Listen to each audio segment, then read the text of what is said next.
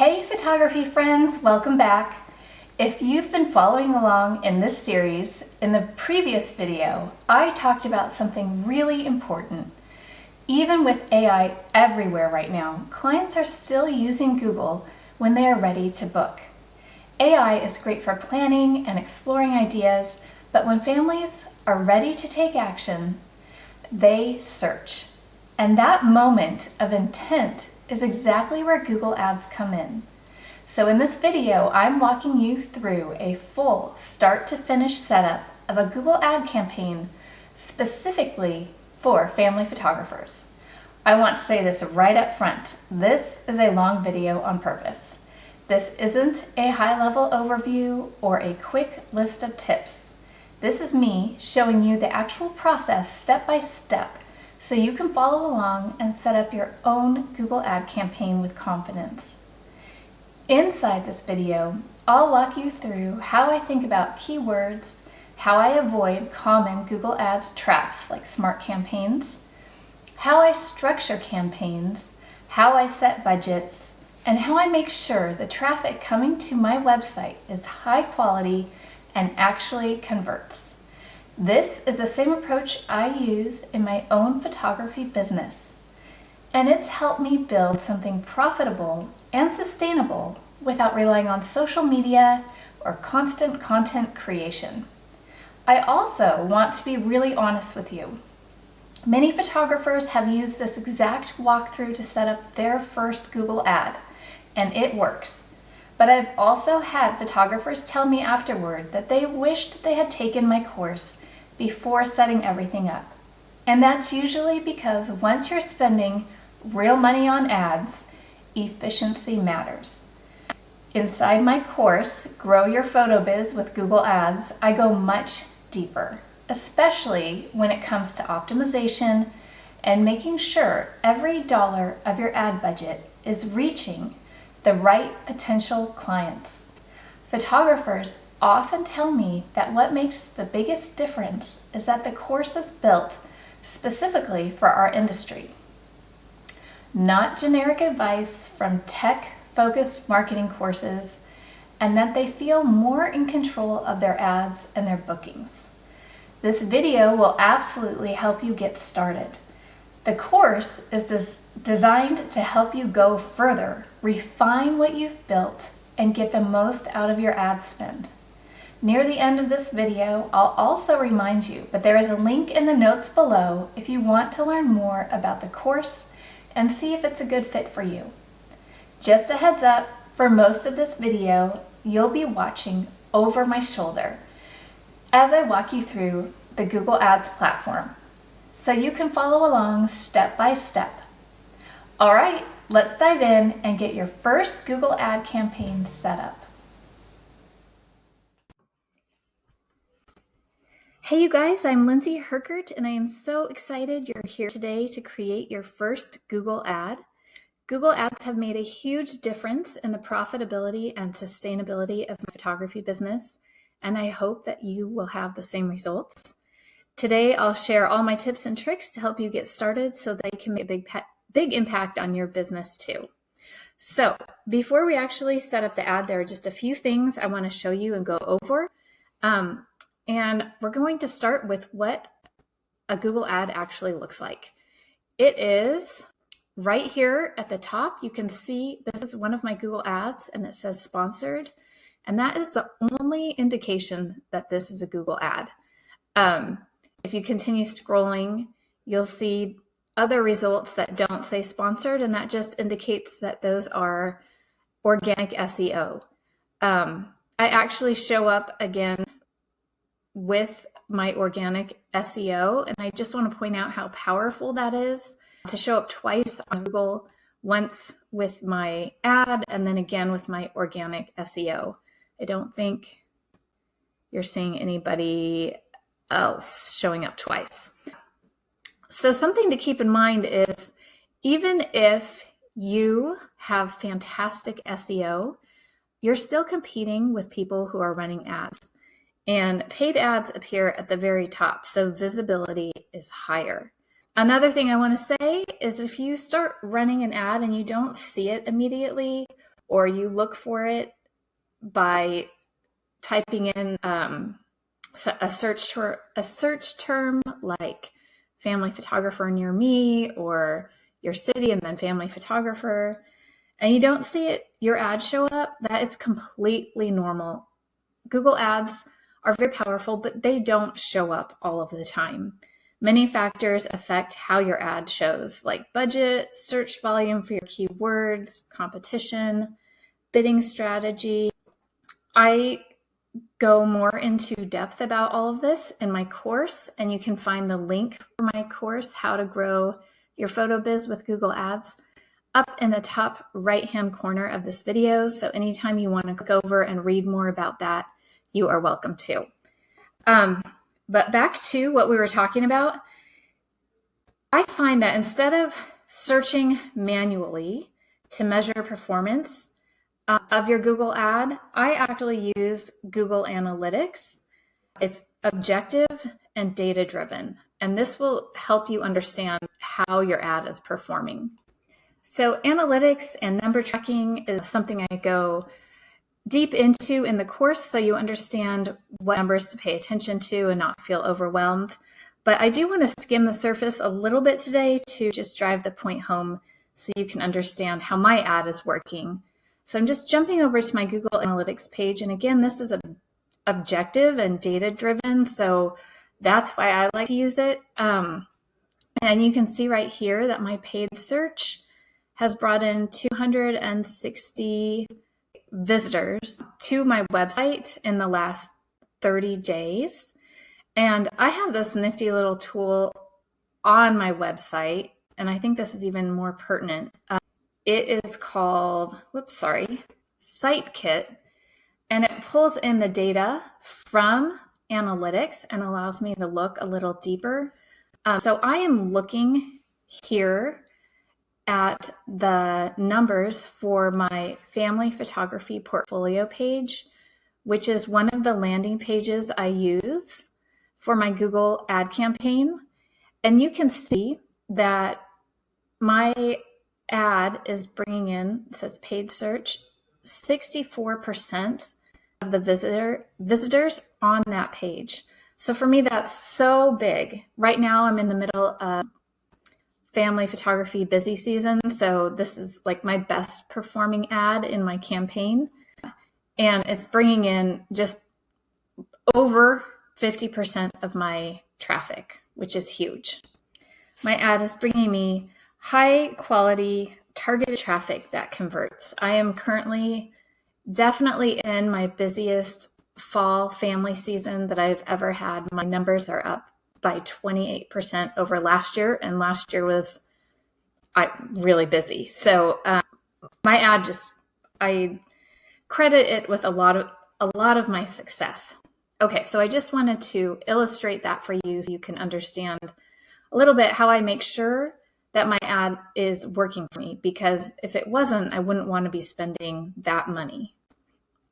So number tracking and understanding the data is so important. And again, that's something I dive deep into the course. Okay, before we begin, I just want to make sure that you have your website up and live. You'll need URLs that will copy and paste for your ad setup. Also ensure you have a Google Ads account set up, and the way you will do that is go to ads.google.com.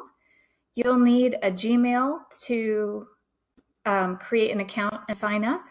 And once you sign up, you'll get an ID number that is at the top right corner of your Google Ads page. Okay, so those are the things you need. I can't actually tell you the step-by-step instructions on how to set up your Google Ads account. I did it so long ago. If you Google it or ChatGPT it, it will tell you, or just follow the prompts. It should be pretty simple to get going. Okay, another thing I want to mention before we actually start setting up our campaign is over time I've noticed that a few of my students get tricked right off the bat, which is so frustrating.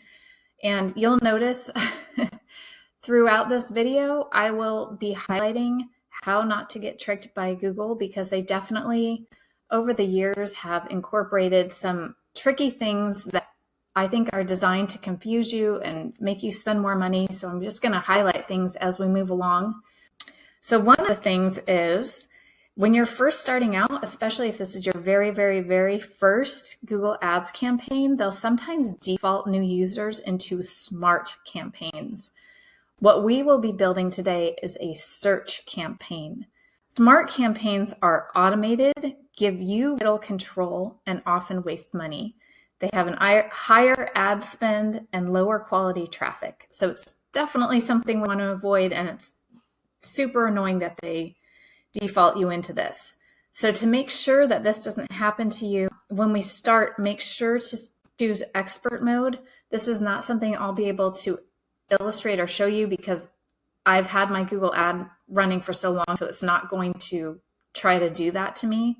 So as you're starting, just make sure to look for expert mode and choose that. Not smart or not performance max. Choose expert mode, and then from that, you'll choose search campaign. So expert to search. Avoid smart campaign or performance max. Don't you love how they name those? They make it seem like that would be a right option to choose, but it is not. If you accidentally start a smart campaign, you're probably going to have to delete it and just start all over again. So I'm trying to highlight that mistake before you make it. Okay, while we're on the subject of Google and avoiding their tricks, something they've become very aggressive with over the last couple of years is ad expert consultation. They want to get on the phone with you so badly. And the way that you'll see this is a few different things. You'll have little pop-ups pop up on on this page, and you can see one right here. I'm just going to close out of it. It says set up an expert consultation. You'll see it. Sometimes it's up here too, near the top. It'll say somebody's name, like, oh, set up your chat with Helena. She will help you, or something like that. That's the first way you'll see it. Another way is you might start getting spam calls from Google. Please just ignore them. You'll get lots of emails like optimize your campaign. Your campaign could be working better for you. Just click here to automate things. Don't. I know this from my own experience. I got on a call with a quote unquote Google Ads expert a couple of years ago, and it completely tore up my campaign, just ruined it. I wasted a ton of money, and it's designed for that. I've also worked with students who started out with a Google Ad expert, and that expert had them spending like $80 a day. It's just nuts. So please don't do that. I don't know, just over the years, I kind of developed this system that I feel like works really, really well for photographers that keeps ad costs relatively low. I have worked with a Google ad coach in the past, and I want to clarify that he doesn't work for Google. It was somebody I sought out who was just knew what he was doing, and he runs other people's campaigns. Again, it isn't through Google. It was somebody that was like a consultant. I just wanted to make sure my Google ad, like I understood what I was doing and how it was running, and he couldn't believe the results I was getting. He said he works with doctors and lawyers who spend like $1,500 a month. So I feel like I just have a really good system that I'm going to share with you today to keep our costs low and our traffic high. Okay, another thing I want to talk to you about today to help you avoid falling into mishap is this little optimization score up here. The first thing I want to emphasize is it has absolutely no bearing on how your ad runs. It doesn't matter. It's there to sort of scare you into applying recommendations. And I'll show you what I mean by that. If you go up here and click it, and you'll see this periodically happen when you jump onto your Google Ads campaign, you'll see the score different each time. And all it's doing is really trying to make you apply these recommendations that it suggests. And I can't emphasize this enough. Please, please, please avoid all their recommendations. They make them sound really good. They make them sound like it's something that you want to do. And a perfect example here is create a Performance Max campaign. I mentioned that at the beginning of this video, how they're automated, how they bring you less quality traffic and spend more of your money. So these are very, very tricky. And if I dismiss it, my score goes up. So all the score is saying is that there's recommendations and they are really trying to get you to apply them, but you can also just get rid of them by saying dismiss, and then it just punches your score up. So it's just important to understand that that score has no bearing on your ad. It's just an internal metric, and it's completely tied to these stupid recommendations that would wreak havoc on your ad. So just please dismiss, even if they sound good. Don't follow their recommendations. Okay, so, sorry. Now, if we go to overview, our ad scores up there. Okay, optimization score 100%. So technically you could just like completely ignore it, but if you're a person like me that doesn't like to see low scores, just that's how you get it up to 100. Okay, so we're getting very close to actually building your ad, but there's one more thing I want to talk about before we start building the campaign together, and it's the recommended budget and how the budget actually works. So I recommend starting with $10 a day, especially if you are in a city with 1 million people or over. I do think you need $10 a day. If you live in a smaller city, you could probably get away with a little bit less, like $7 a day, but I would plan on $10 a day. So make sure that your photography pricing is high enough to warrant spending that, which is actually equals about $300 a month. So I made an illustration to show you what this looks like. All right, because I just want to be clear that the $300 a month or $10 a day is tied to the overall campaign. So my overall campaign is named Lindsay Herkert Photo Company. Within that campaign, I have 5 ads running, but that $300 a month, it's not like I have $300 a month going toward my family ad, $300 toward my brand ad, $300 toward my senior ad. No, it's only at the campaign level. And then based on various factors, mainly how many people are searching for things, Google decides how much of that budget to put toward each of my ads. So it's divvying up that $300 a month to the different ads.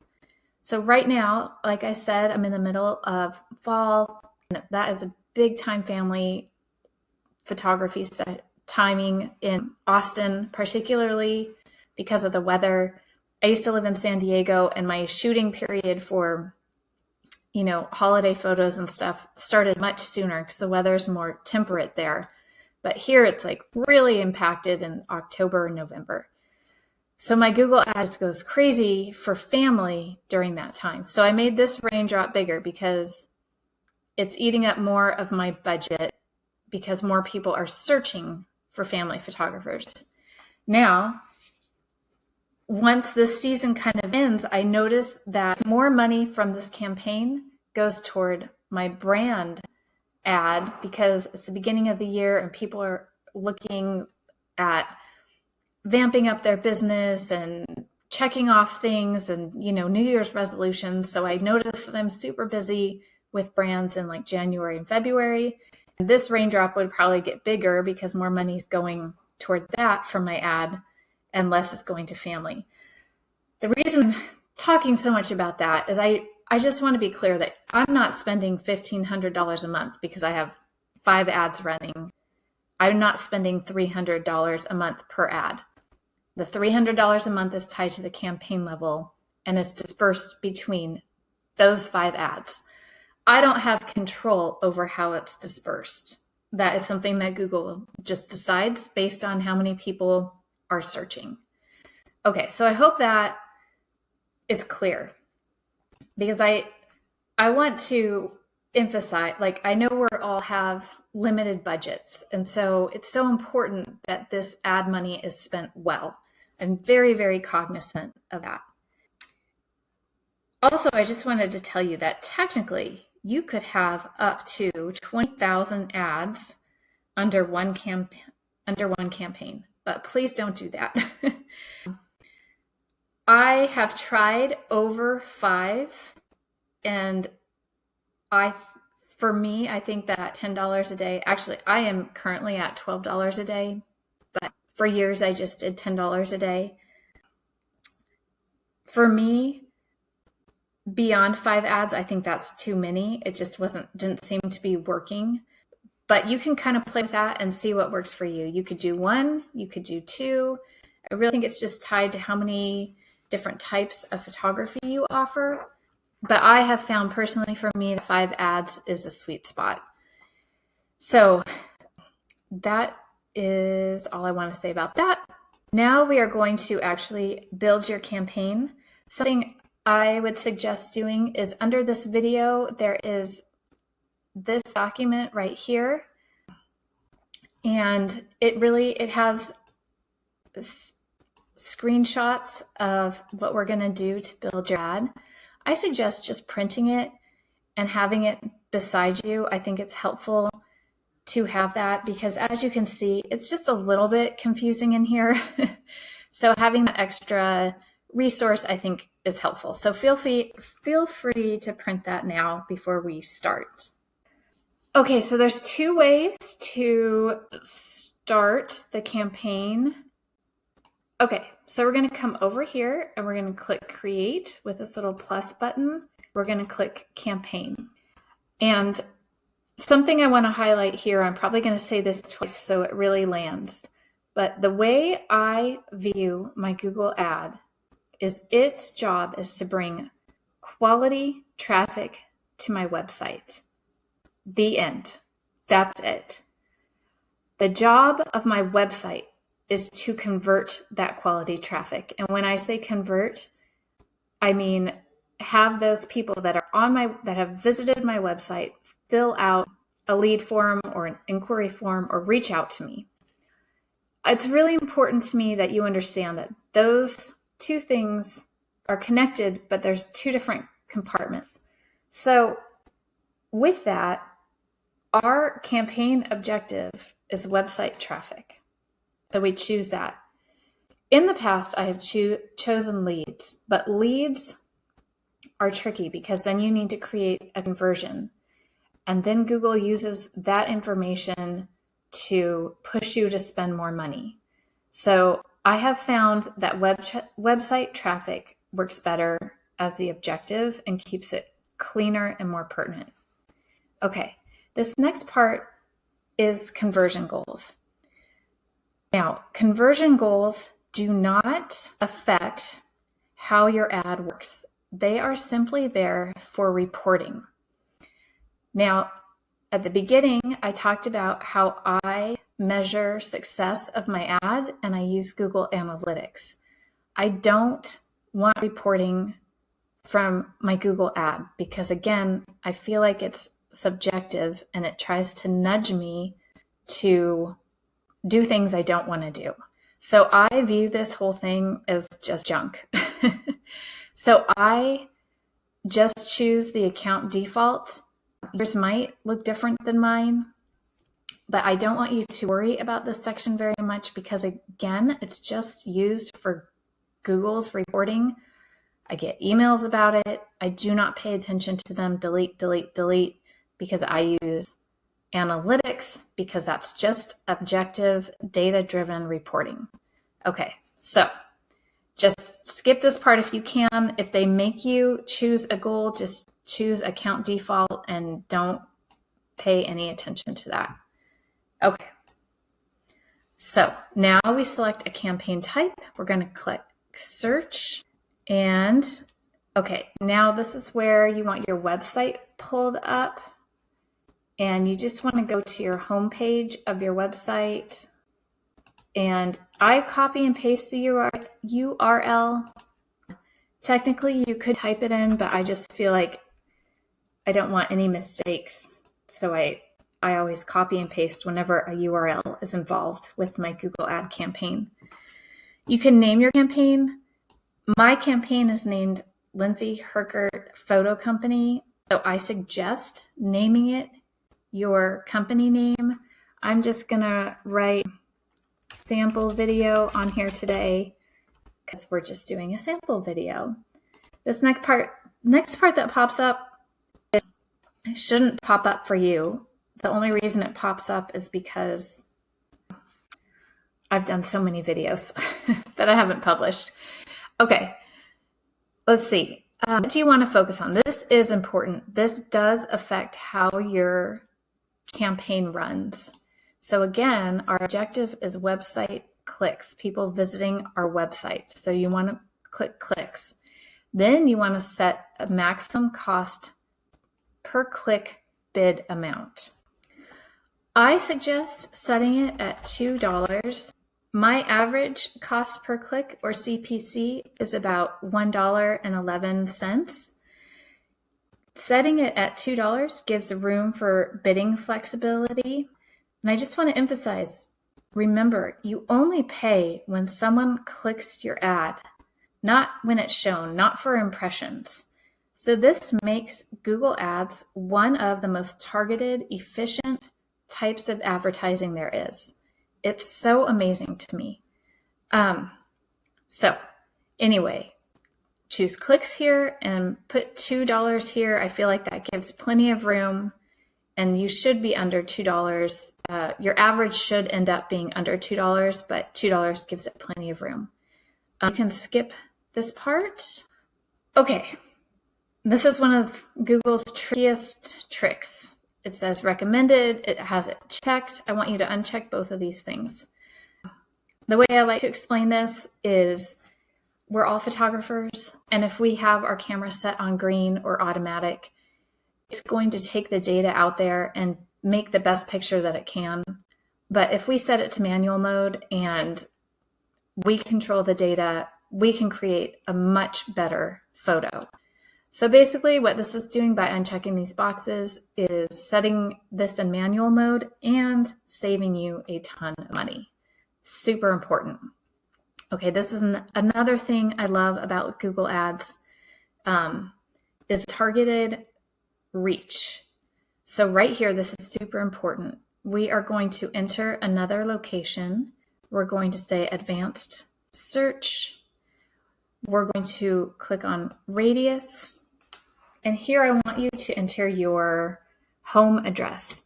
I am not going to advertise my home address right now. I'm going to put in our state capital address just because it's a public place, but I want you to put in your home address. And then make sure that whatever you wrote right there populates down here. This is interesting. I used to have my radius set for 60 miles around my house, but then I learned that that actually disperses and waters down my budget. The bigger the radius, the more it's costing you. And then I really started thinking about it. If I'm reaching people that are 60 miles away from my home, that could actually mean like a 2-hour drive for me. And that is not smart business sense. So I actually recommend keeping this around 20, maybe going up to 30, depending on how far you're willing to drive. But just remember, the bigger the radius, the more your budget is dispersed. There is another way to do this that I go over in the course, but using the radius, I find is the best way. So that's all I'm going to go over here today. So then we just want to click this and save. And I want you to double check and make sure that it populates into this section right here. Okay. Another trick, it's hidden. I want you to click location options. Don't you love how they just try and trick you all the time? So it's defaulted to this. And it even says recommended.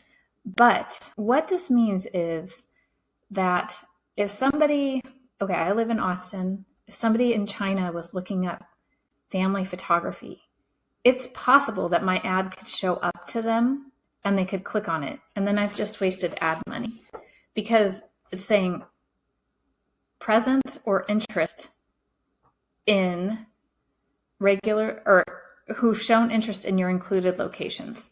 So this is just a waste of money because you don't want your ad showing to people that aren't likely to book you. So just choose this instead, and then we save money.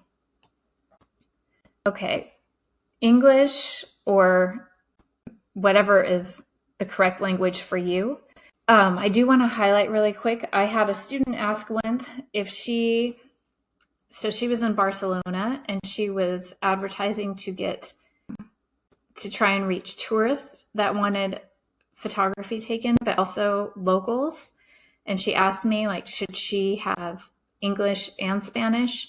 But you would actually have to I would suggest running 2 separate campaigns if you are targeting 2 separate languages. Otherwise, you would have like a Spanish ad showing up to English speaking people and vice versa, and it would be ineffective. So definitely, if you are trying to target 2 different languages, you would need 2 different campaigns set up. Skip this part, just say no. Skip the audience segments, but I do want you to click more settings. This is really important. Okay, so it says ad rotation, optimize, prefer best performing ads. This sounds really good, but it's actually horrible. So you definitely want to check that. Oh my gosh, look, they make this so difficult. Do not optimize, rotate ads indefinitely. And the reason is like I've said, right now my family ad is performing best. Well, based on that data, if I had the optimization clicked, then it would only show my family ad. That's it. And the reason I know is this happened to me. I was thinking, I'm like, I am not getting any branding inquiries. And even though I get mostly family inquiries right now, I still get newborn inquiries and branding inquiries because people are still searching for that, just not in as high of numbers as family.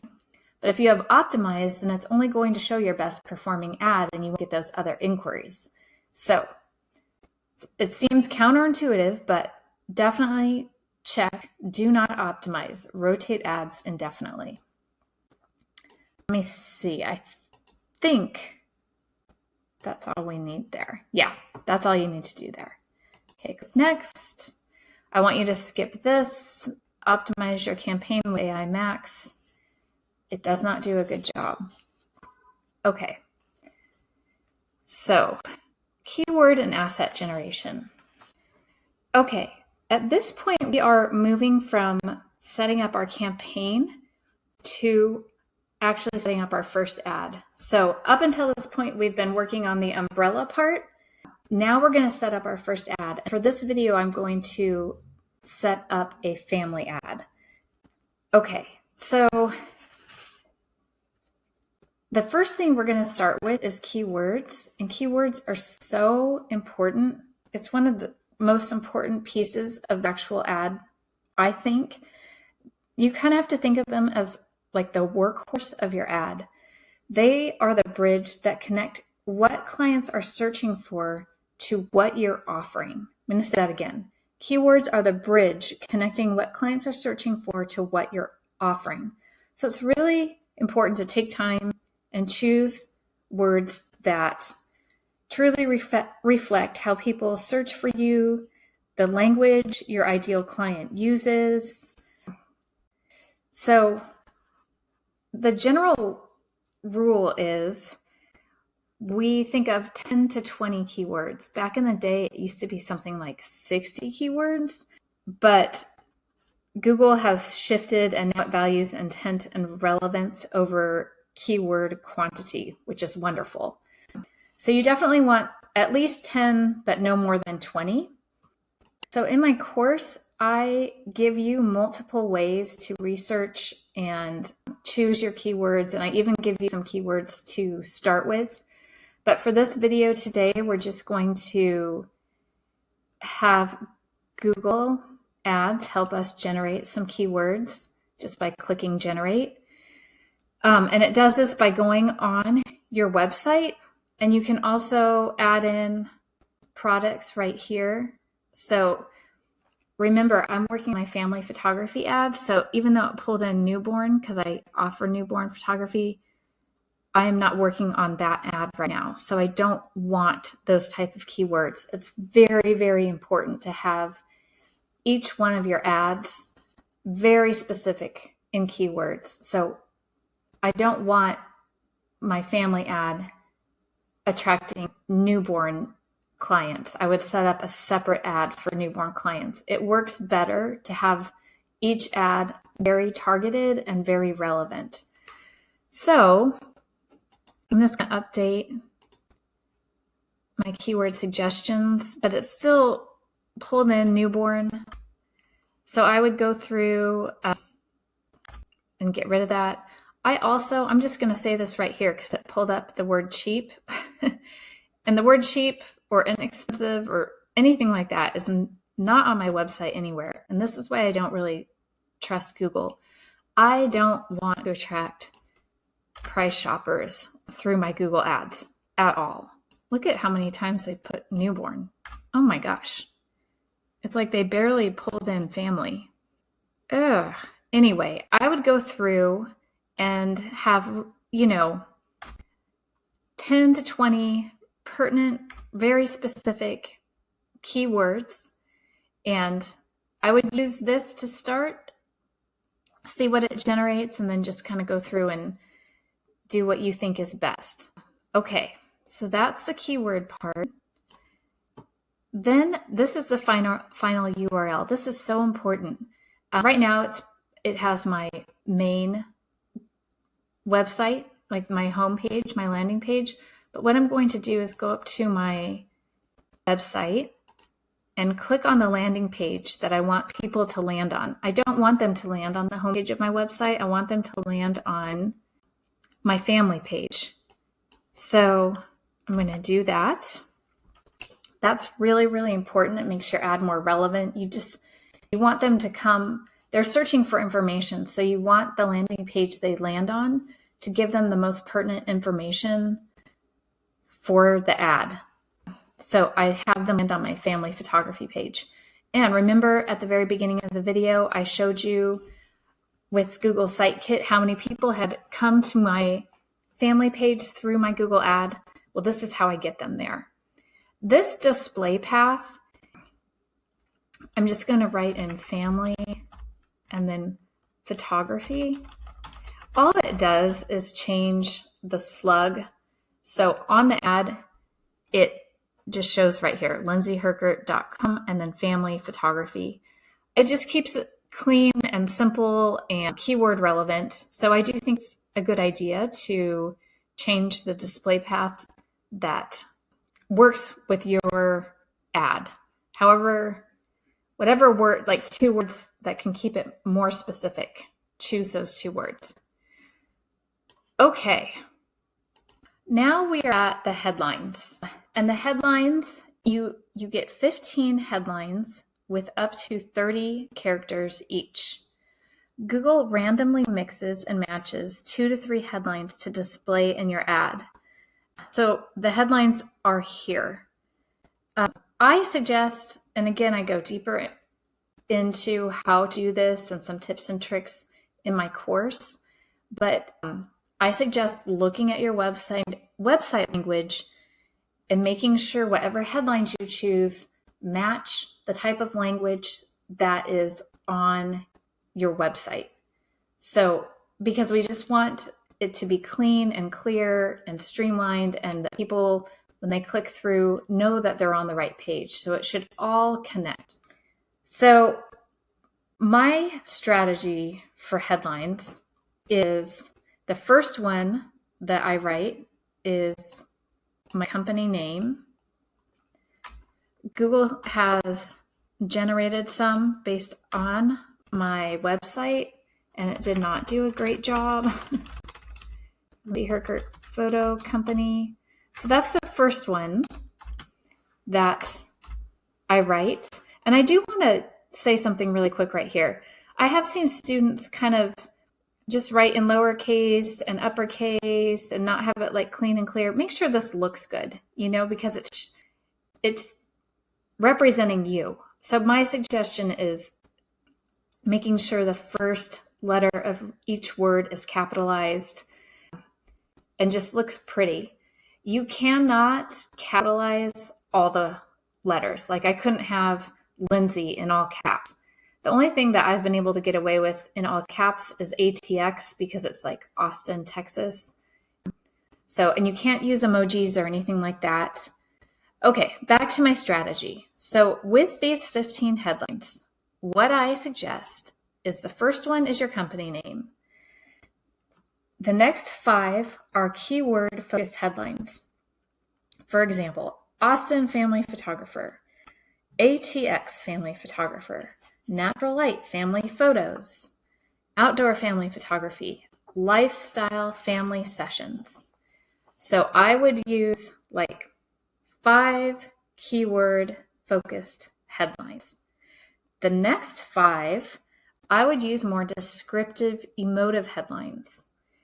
And it's important that these in particular match, again, your website copy.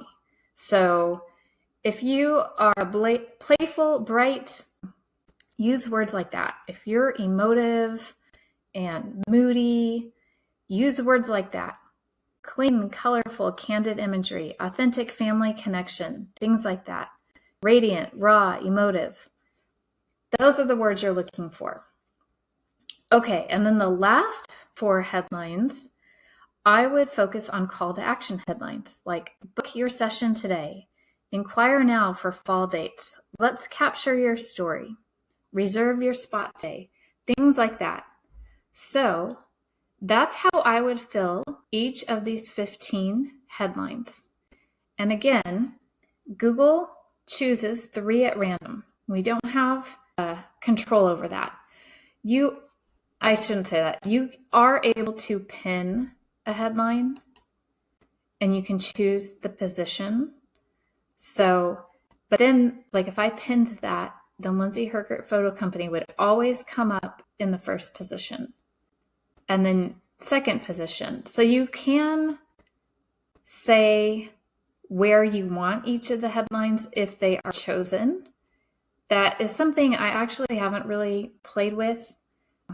I'm not really too concerned about it. I think that Google does a good enough job choosing where to put them.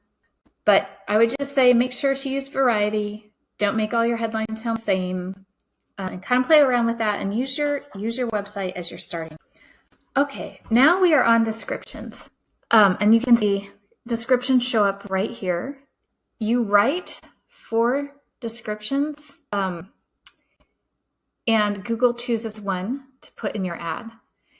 Each description you have up to 90 characters, so there's a little more wiggle room in these versus your headlines. And my overall strategy for descriptions is thinking of it in like 2 to 3 sentences. So I think of them each one in 2 to 3 sentences. So the first sentence I use, or I focus on like my company name or credibility, like Lindsay Herkert, award-winning photographer. Then I try to incorporate after that a keyword like Austin family photographer, natural light photographer. Then I also try to incorporate something emotional or descriptive like capture joy and timeless memories. And then I end it with book now or inquire today, so the call to action. So it's kind of like, if you think about the headlines that we just did, it's like incorporating 3 headlines or 4 headlines into one small, teeny tiny paragraph. So I would so with each of these, try to incorporate a keyword, some sort of description, some sort of call to action, and also something that bumps you up, something that gives you credibility like highly reviewed, award-winning, professional, something like that. It gives you like, just a little bit of a push. So that's how I write the descriptions. Okay. Now, this is confusing. After you finish your keywords, your URL, your 15 headlines, and your 4 descriptions, you are back at the campaign level. So we're back in the umbrella again. So we just made our specific family ad, and now we are back in the umbrella. So we're in the images part. This part can trip people up. I know it sounds weird, but what I want to emphasize is that Google Ads are text-based. They are not image-based. Yes, sometimes an image can show up next to an ad, but not all of the time. And something I've seen with my students is that some of them, if this is their first time using a Google ad, they'll have like image delays. Google won't let them show an image. I think it might be, 30 or 60 days. Like it kind of puts them on I don't know. It's weird, but not everyone, but some people just have like a 30 to 60 day image delay. So what I suggest is if you can add images, do it. If you can't yet, then just come back to your ad. Don't panic about it at all. It's not that big of a deal. So the way it works is each campaign has an asset library of 20 images. I suggest that one of those images is your logo, and I also suggest that one of those images is a headshot of you. So now we're down to 18 images. The way that I would do it is figure out how many ads you're going to have. For example, I have 5 ads, and then think like, how many photos do I want for each of those ads? If I had 20 images and I divided it up equally, it would be 4 images each for each ad. But now I'm down to 18 because I added my logo and my own headshot. So 2 ads are just going to have 3 images. And then you just put them all in your image library. So try to choose images that are different and eye-catching. For example, this one right here, this little boy being held up in the air, is definitely different and eye-catching. Make sure your images reflect the words that you have used. Like if you have used the words bright and playful, try to choose images that are bright and playful so everything's congruent and working together. I will tell you that Google is very, very strict about naked imagery. So like naked babies, it won't allow, and that's, the right thing. So with newborns, just make sure that you're careful with what you choose. Otherwise, it'll come back and say you can't use it. So first you fill your library, and then you can choose, like for my family ad, I can choose 4 images. I'm going to choose 4 images because I want to use 4 for my family ad. And those would go in my family ad. Okay. Then you write your business name right here. You upload, or you'll click on this and you grab your logo from your campaign library. Okay. Now we're at the site links part. We're almost done. Thank you for hanging on. Okay. So site links are these little things right here. They're look like little buttons right under the description part of your ad. And remember, they're at the campaign level. So you want to keep them generic, not ad specific. Some ideas might be like contact, and then would link to your contact page. I'm just going to click through so you can see what it looks like. So Google will show up to 4 site links if somebody is looking on their desktop, or it will show 2 if they're looking on their mobile. And you can add up to 20 that Google just randomly chooses and rotates. So you could have like book your session. You could add more information about it. And right here, you'll see the character limit. And then you have the landing page linked where you want them to land. So if I said, book your session, then I have my contact page linked right here. So it's very simple. I do want to talk you through a few ideas. Like if you have a styling page or an FAQ page, or if you offer print products, you can have pages like that. If you have like some kind of promotion, like if they sign up for your newsletter, they get $25 off or something like that, you could have them land on that page. The one page that I would have you think through if you want to link it or not is a pricing page. Now I am like super open about my pricing on my website, and everything is on there. All the information on my pricing is on there and very clear. However, I don't want to advertise based on pricing. I want people to come to my website, see my work, see my reviews, understand who I am as a photographer, and then go to pricing. I don't want to pull them in based on pricing. I'm not inexpensive. I don't like advertise cheap photography. So I wouldn't want to pull someone in based on pricing. So I just want you to think through if you want pricing advertised. I do recommend having it on your website and available, but I just don't know if that's how you want to advertise who you are as a photographer. So that's just something to think about. Okay, we are almost there. Callouts. You can add up to 16 short callouts. Google rotates across campaigns. And I don't even think it's showing, let's see. So basically, again, keep them at the campaign level and benefit oriented.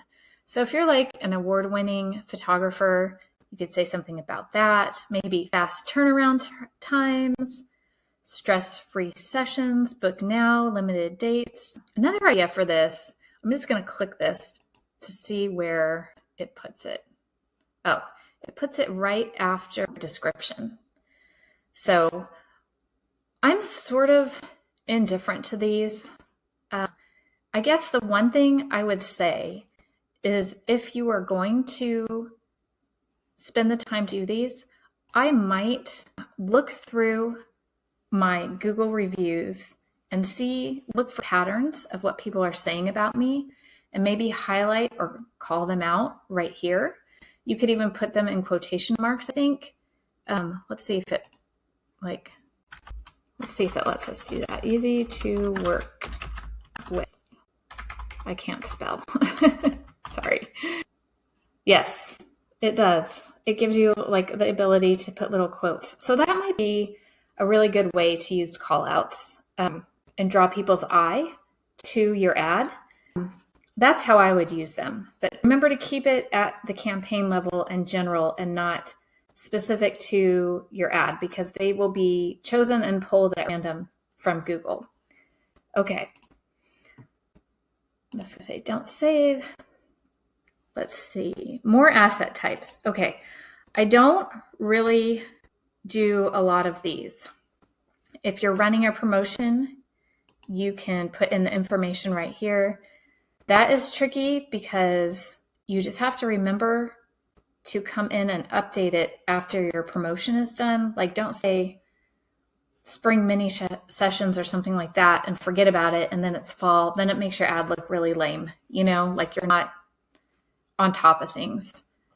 I've already talked about what I think about pricing and advertising it, so I would not do that. It's just a personal preference. You have to think how you have your business set up and your own strategy. But I just like to share my strategy to help you think through yours. Calls. I do have my phone number listed, as you can see there.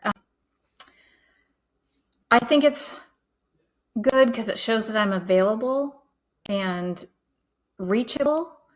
However, I do get a lot of, spam, and I think that it is connected to my Google ad. I typically don't answer my phone when it has this number show up, which is, my work number. I let people leave messages because really a lot of times it is a spam call. However, I like that it shows that I'm available. So that's why I would suggest having a number right there if you want to. Definitely a personal preference. Structured snippets. I don't know. I think this gets to be a lot. The one thing I wanted to highlight is you can add lead forms, like where somebody fills out a form. And this, in theory, sounds good, but here's what I want you to think through. It requires a connector, like an outside connector, like Zapier or something like that, which adds a cost and a little bit of complexity. And I do feel like having a form tends to attract low intent clients that are going to ask for things like, what's your pricing? Because you're not forcing them to go to your website. They're able to contact you without doing the work, the research. And I always say, I feel like well-researched clients are your best clients. So I did have a lead form connected for a hot minute. And then I realized, no, that's not, I don't want people to connect with me that way. Again, you have to think through your strategy and what works for you. I just like to put this information out there so you can kind of think through, how this will all work for you. Remember that your goal is qualified traffic to your website. Qualified traffic to your website, and then a form being filled out. Okay, here is locations. This is connected to your Google business profile. I am a huge proponent of filling out your Google business profile. That is something completely separate than your Google ad. If you don't have it filled out, I would highly recommend Googling it and getting that done. It kind of anchors you in the whole Google ecosystem. It helps Google understand your service area and your business details. And one of my favorite things about it is it appears objective. It appears as if Google filled it out, but you really have control over that information. I do go into a very deep dive on the Google business profile in my course, how to set it up effectively. So I just want you to know that. Of course, you can do it on your own. I just highly suggest doing that. So your location is tied to your Google business profile. Okay. So I think that is it. We're going to say done. So, okay. Here's your budget. Of course, their recommended budget is $30 a day. Obviously, no. So you want to set a custom budget right here of $10 a day. I'm not going to press next because then it would publish and I don't want to publish. But that's basically the end of the ad. So from here, you have set up your campaign and you have set up one ad. Like for the example, I used the family. Okay, I'm just going to head back. Let's pretend I just published and now my ad is running. The next thing I would do, and I would do it right after, I would come back here and click Ad Group. And then I would select the campaign that I just made. And then you'll recognize where it puts you. You've already made your campaign, and I know this has been a long video, but adding a second ad group will not take that long.